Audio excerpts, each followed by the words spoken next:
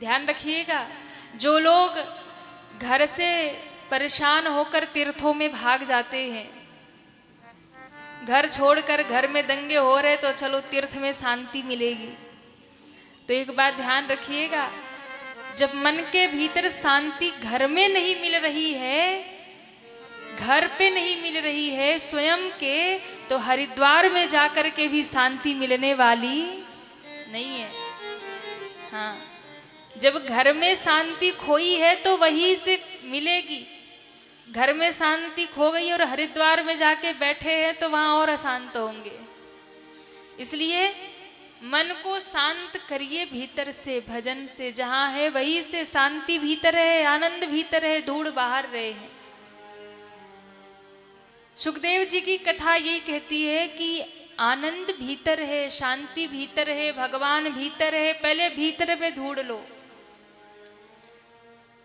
एक बड़ी प्यारी बात संत लोग कहते हैं कि यदि शांति आपकी खो गई है आपके मकान में और ढूंढोगे हरिद्वार में तो मिलने वाला नहीं है। कई बार जब घर में झगड़े हो जाते हैं ना तो लोग कहते हैं अब जा रहे बाबा जी बन जाएंगे, अब तीर्थ में जाके रहेंगे, अब सन्यासी बन जाएंगे। वो 2 दिन का सन्यास होता है। ऐसा नहीं कि दुनिया से परेशान आ गए तो चलो अब बाबा जी बन जाते, अब माला उठा लिया। पहले भीतर से शांत होएंगे तभी बाहर शांति मिलेगी, और भीतर से शांत नहीं है तो दुनिया में कहीं चले जाइए शांति मिलने वाली नहीं है। घर छोड़कर निकले थे प्रभु को पाने और ढूंढते ढूंढते घर में ही आ गए महाराज।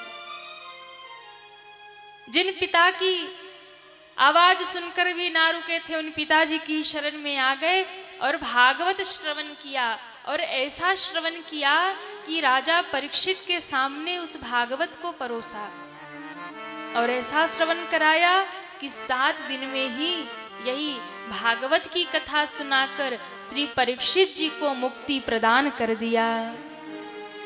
ऐसी भागवत की कथा। बोले भागवत महापुराण की जय हो। नैमिषारण्य में 88,000 ऋषि बैठे हैं और चिंतन कर रहे, मनन कर रहे कि मन की शांति मिलेगी कैसे, मन अशांत है तो शांत कैसे होगा। चर्चा ही यही हो रही है कि मन शांत कैसे होगा।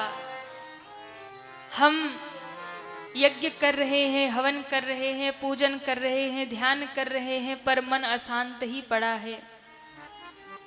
मन को शांति मिलेगी कैसे? उसी समय श्री सूत जी महाराज का आगमन हुआ। ऋषियों ने उठ करके श्री सूत जी को प्रणाम किया और आसन पर बिठा दिया। अज्ञान ध्वंत विध्वंस कोटि सूर्य समप्रभ सूताख्या ही कथा सारम मम कर्ण रसायनम। हे महाराज, आप हमारे बीच में करोड़ों सूर्यों के समान प्रकट हुए हैं। आपके दर्शन से ही हमारे मन के अज्ञान मिट रहे हैं। कृपा करके कुछ ऐसी कथा सुनाइए जो हमारे कानों का रसायन बन जाए, हमारे जीवन में आनंद भर दे। क्यों? आगे आने वाला कलयुग बड़ा कठिन होने वाला है। हर एक व्यक्ति को कलयुग में पाप पकड़ लेगा, कलयुग पकड़ लेगा, अधर्म की ओर व्यक्ति जाएगा और धर्म छोड़ देगा। कलयुग में सब उल्टा होगा। व्यक्ति स्वार्थ से भर जाएगा, लोग स्वार्थ में जीने लगेंगे, सबको अपनी अपनी पड़ी होगी, कोई दूसरे के हित का विचार नहीं करेगा। दूसरे का अहित हो जाए तो हो जाए, पर मेरा हित होना चाहिए, सब इसी में लग जाएंगे। और एक महात्मा बड़ी प्यारी बात कह रहे थे कि कलयुग में सबकी उल्टी बुद्धि हो गई, सब स्वार्थ में जी रहे हैं, और कई बार तो इतना बढ़ जाता है स्वार्थ कि घरों में झगड़े दंगे शुरू हो जाते हैं। इतना अपना पराया हो जाता है कि अपना ही भाई दुश्मन बन जाता है। इसलिए कलयुग में सारी उल्टी चीजें होंगी, सबकी बुद्धि उल्टी हो जाएगी। पहले के जमाने में लोग परमार्थी होते थे, दूसरों का सुख दुख सुनते थे। किसी के घर दुख पड़े तो सब इकट्ठे हो जाते थे, सब दुखी हो जाते थे। आज अपनों पर कष्ट पड़ता है तो अपने ही नहीं जाते महाराज। दुखी होने की बात छोड़िए, वो और प्रसन्न होते ही मन कि चलो अच्छा ही हुआ। ये कलयुग की देन है। किसी ने बड़ी प्यारी बात कही कि कलयुग ऐसा हावी हो गया कि अपना बेटा रोए तो दिल में दर्द होता है। अपना बेटा रोए तो दिल में दर्द होता है, और देवरानी का रोए तो खोपड़ी में दर्द होता है। हाँ देखो, अब सबको आनंद आया। ये मजे की बात बताई देवी जी ने। अच्छा, बात सही है, सही है, बिल्कुल। क्या बात है, हम सही ही बताते हैं, हम गलत बताते नहीं, सही बताते हैं। ये क्या है? कलयुग की देन। यानी व्यक्ति स्वार्थी हो गया, सबको अपनी अपनी पड़ी है महाराज। चाहे कोई कितना भी खास होता है, चाहे कोई कितना भी अपना होता है, मौका पड़ने पर कोई किसी को छोड़ता नहीं है। और कलयुग का दिन देखिए, आज तो पति पत्नी एक दूसरे का मर्डर कर दे रहे हैं। माँ बेटों में, माँ अपने बच्चों को मार दे रही है, बच्चे माँ बाप को मार दे रही है। ये क्या? ये कलयुग की ही तो देन है ना।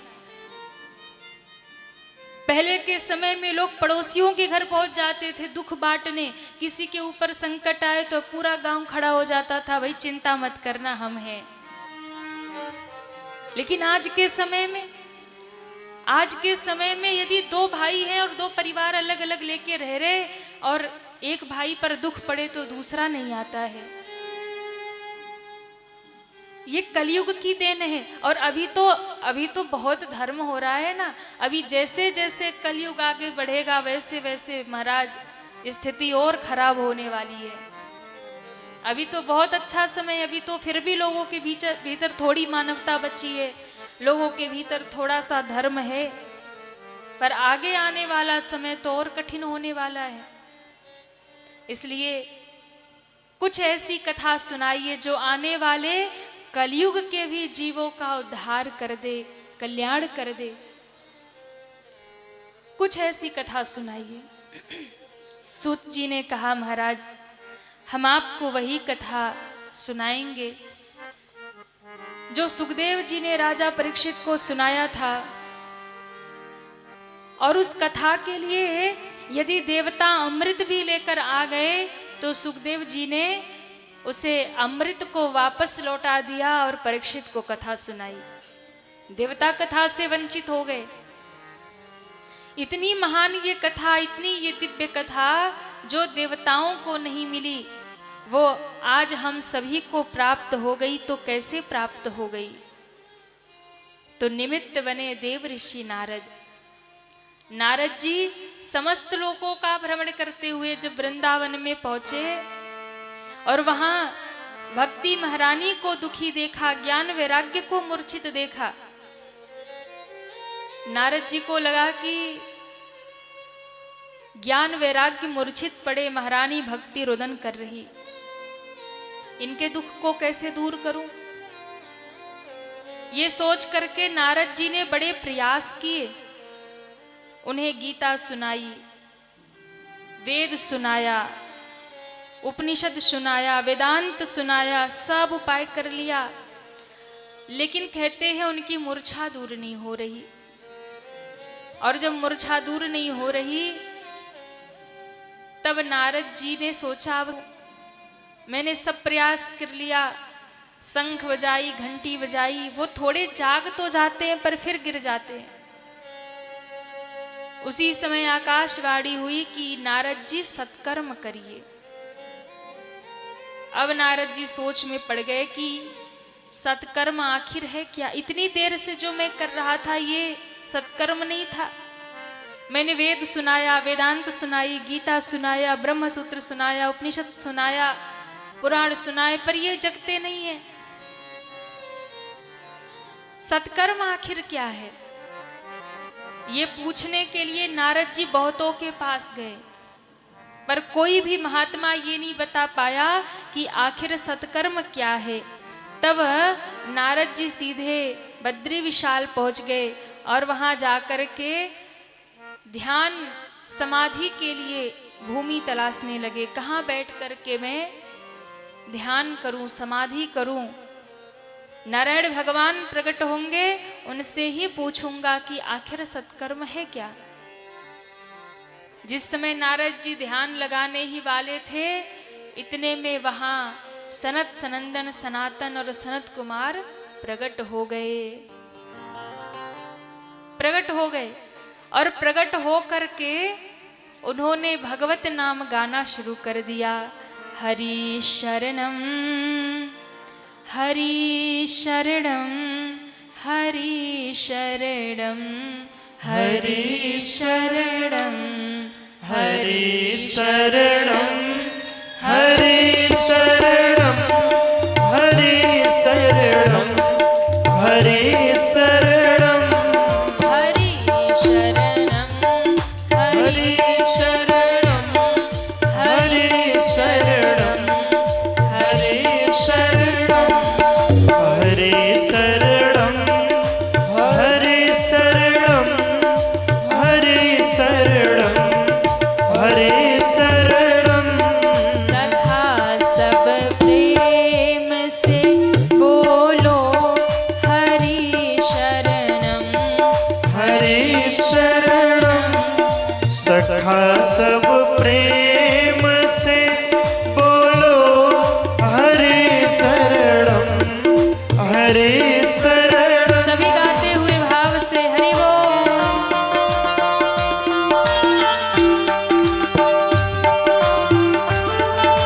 श्री राधे।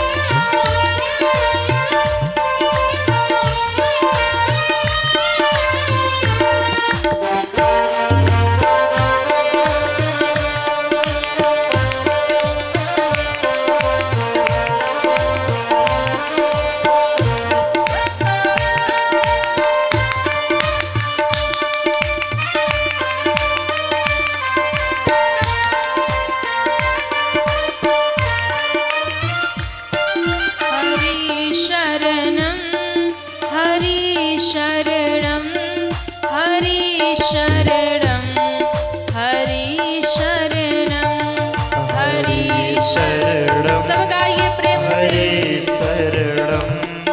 हरि शरणम हरि शरणम हरि शरणम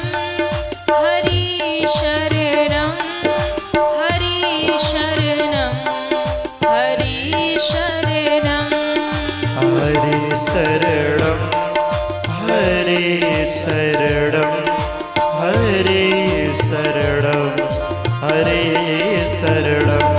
सखा सब प्रेम से बोलो हरि शरणम हरि शरणम। सखा सब प्रेम से बोलो हरि शरणम हरि शरणम। सखा सब प्रेम से बोलो हरि शरणम हरि शरणम। सखा सब प्रेम से बोलो हरि शरणम श्री राधे। हरि शरणम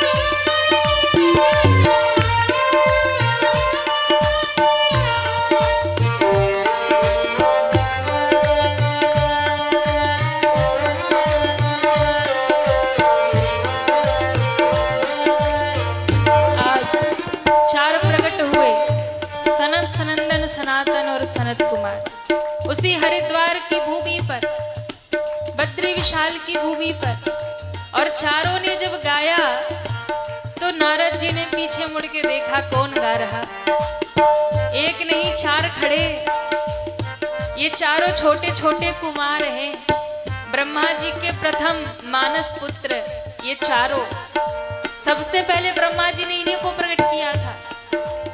ब्रह्मा जी ने जब प्रकट किया मानसिक चार पुत्रों को और कहा कि जाओ पहले तुम तप करो, भजन करो, उसके बाद विवाह करो, गृहस्थ में प्रवेश करो, सृष्टि को आगे बढ़ाओ। चारों कुमारों ने कहा पिताजी ये हमसे नहीं होगा। तब क्या होगा? बोले हम तो बस एक ही काम करेंगे। क्या करोगे? बोले हरि का भजन करेंगे। ब्रह्मा जी को बड़ा क्रोध आया, श्राप दे दिया। बोले तुम सब छोटे छोटे बच्चे ही रह जाओगे चारों, कभी बड़े ही नहीं होगे। चारों कुमार बड़े प्रसन्न हुए, अच्छी बात है, ये श्राप नहीं वरदान है। क्यों? सारी झंझट बड़े होने पे ही होती है, छोटे बच्चों को कोई झंझट नहीं होता। हाँ, बड़े होने के बाद सारी दुनियादारी सिर पे आ जाती है। अब छोटे बच्चों को देखो क्या मौज की जिंदगी होती है। हाँ, ना किसी के दुख से कुछ लेना, ना किसी के प्रसन्नता से कुछ लेना, अपनी मस्ती में मस्त रहते। चारों ने कहा कि बड़े हो जाएंगे तो दुनियादारी सर पे आ जाएगी, विकार पकड़ लेंगे, काम क्रोध लोभ मोह ईर्ष्या सब बड़े होने पे दिमाग में आता है, बचपन में कुछ नहीं होता। तो हम चारों छोटे छोटे बालक रहेंगे, बड़े नहीं होंगे तो सबसे बड़ी बात विवाह नहीं होगा। विवाह नहीं होगा, कोई झंझट नहीं होगा, हम चारों घूमेंगे और केवल प्रभु हरि शरणम हरि शरणम हरि शरणम हरि शरणम हरि शरणम हरि शरणम हरि शरणम हरि शरणम। तब से ये चारों कुमार एक साथ घूम रहे और प्रभु का भजन ही करते रहते। इनको एक ही काम है, जहां भी जाते हैं एक स्वर में चारों, सखा सब प्रेम से बोलो हरि शरणम हरि शरणम। सखा सब प्रेम से बोलो हरि शरणम हरि शरणम हरि शरणम हरि शरणम हरि शरणम हरि शरणम। दोनों हाथ ऊपर करिए सभी और इतनी जोर से पुकारिए ठाकुर जी तक आवाज पहुंचे। हरि शरणम हरि हरि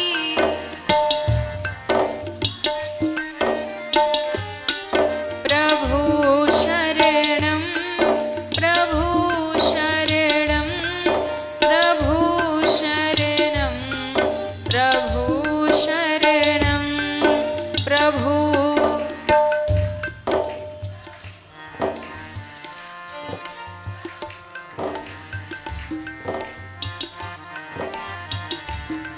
सखा सब प्रेम से बोलो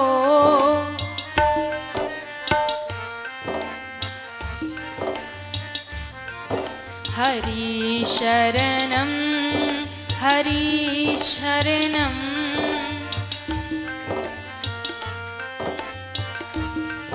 नारद जी ने देखा चारों कुमार खड़े गा रहे। नारद जी को पूछा महाराज आप इतने दुखी क्यों हैं? नारद जी ने पूरी राम कहानी बताई कि वृंदावन में ऐसा ऐसा हुआ, ज्ञान वैराग्य मूर्छित पड़े। हमें अभी तक समझ नहीं आता ये सत्कर्म है क्या। हम ध्यान लगाएंगे, समाधि लगाएंगे, भगवान प्रकट होंगे, उनसे पूछेंगे। चारों कुमार हंसने लगे, इतनी सी बात, अरे हम बताते हैं ना सत्कर्म क्या है? सत्कर्म सूचको नूनम ज्ञान यज्ञ है स्मृतो बुधे श्रीमद्भागवतालापः शतो गीतः शुकादिभिः। सत्कर्म क्या है? बोले श्रीमद् भागवत की कथा ही सत्कर्म है। उन्हें भागवत सुना दीजिए। नारद जी ने कहा कि अगर भागवत सुनाना है तो आप जैसे वक्ता कहाँ मिलेंगे, आप चारों ही विराजमान हो जाओ, भागवत सुना दो। व्यासपीठ लगाया, चारों कुमार विराजमान हुए और चारों कुमारों ने विराजमान होकर कीर्तन प्रारंभ किया। हरि शरणम हरि शरणम हरि शरणम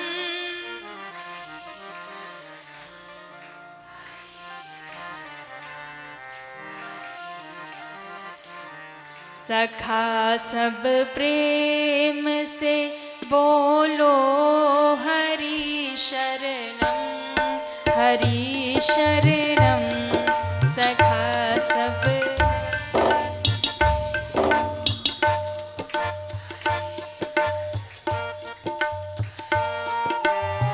कीर्तन शुरू हुआ और स्वर गूंजने लगा पूरे हरिद्वार में। कहते हैं जैसे ही सनत कुमारों ने कथा प्रारंभ की, नदी, वृक्ष, पहाड़ सब मनुष्य का रूप धर धर के दौड़े कथा की ओर। देखते ही देखते महाराज हजारों लाखों श्रोता इकट्ठे हो गए। ऋषि लोग, मुनि लोग, देवता सब दौड़े और कहते हैं सब आकर के कथा में विराजमान होने लगे। ऐसा वक्ता और ऐसा श्रोता जहां स्वयं नारद जी श्रोता बन के बैठे, वक्ता स्वयं सनत कुमार बन के बैठे, विराजमान होने लगे और सब एक स्वर में हरि शरणम हरि शरणम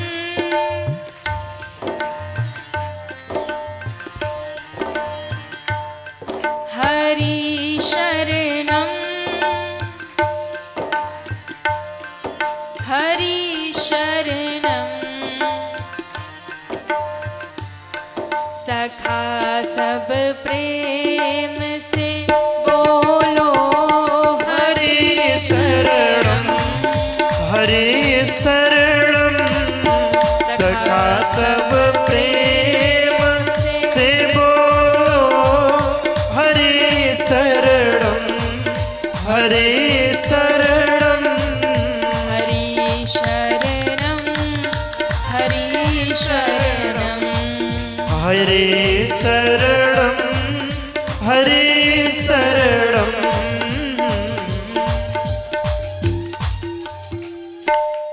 कथा प्रारंभ हुई और कहते हैं जैसे ही कथा होने लगी, वृंदावन धाम से महारानी भक्ति अपने दोनों पुत्रों सहित वहां प्रकट हो गई, ज्ञान और वैराग्य को लेकर के नृत्य करती हुई। जब ज्ञान वैराग्य के संग में भक्ति महारानी आती है, तब सबने उनका स्वागत किया। नारद जी से पूछने लगी भक्ति महारानी, मैं कहाँ विराजूं, मैं कहाँ बैठूं? मैं कमल के आसन पे बैठूं, स्वर्ण के आसन पर बैठूं, कुश के आसन पर बैठूं, कहाँ विराजूं? नारद जी ने कहा कि देवी आप कहीं मत विराजिए, ना तो कमल के आसन पे, ना स्वर्ण के आसन पे, ना कुश के आसन पे, आप कहीं मत विराजो। तो कहाँ बैठूं? नारद जी ने कहा मैं कथा का यजमान हूँ और कथा निश्चित यजमान निश्चित करते हैं कौन कहाँ विराजेगा। इसलिए महारानी भक्ति सुनिए, हम आपको आसन देते हैं, आप ना तो कमल आसन पर बैठो, ना कुश के आसन पे बैठो, ना स्वर्ण के आसन पर बैठो। अगर बैठना ही है तो जितने भक्त हरि की कथा में बैठे उन सबके हृदय रूपी आसन पर विराजमान हो जाओ। आप सबके हृदय आसन पर बैठो। और तब से भक्ति महारानी ने वचन दिया, आज के बाद जो भी प्रभु की कथा में आकर विराज जाएगा, जो भी हरि की कथा में विराजेगा, उसके हृदय रूपी आसन पर ज्ञान वैराग्य समेत भक्ति महारानी विराजमान हो जाएंगी।